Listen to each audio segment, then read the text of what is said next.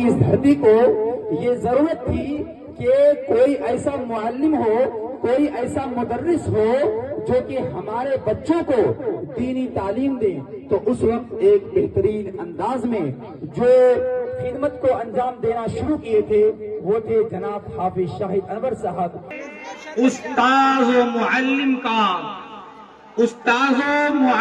کا مدرس کا ادب کر، استاذ و معلم کا مدرس کا ادب کر، تعلیم کو تو اپنی ترقی کا سبب کر. ماشاءاللہ یہ بچے بہت خوبصورت انداز میں اپنی کاوشوں کو پیش کر رہے تھے. تو آئیے حضرات ہم اب آگے بڑھتے ہیں. تقریر سے تو بولیے زور سے آمین. ماشاءاللہ اپنی بیداری کا ثبوت پیش کر رہے ہیں. اس بچے کے لیے ایک شعر تمہیں کہ سن کر بیان آپ کا حیران رہ گئے، سن کر بیان آپ کا حیران رہ گئے، نکلے نہیں کسی کے بھی ارمان رہ گئے، ارمان رہ گئے.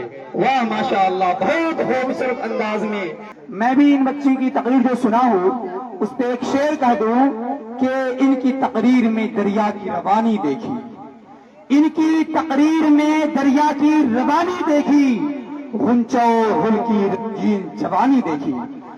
اور اپنے بچوں کو دیکھیں، یہ بچے آپ کے قوم کے ہیں، یعنی آپ کے بچے ہیں، یہ آپ کے مستقبل کو روشن کرنے والے ہیں.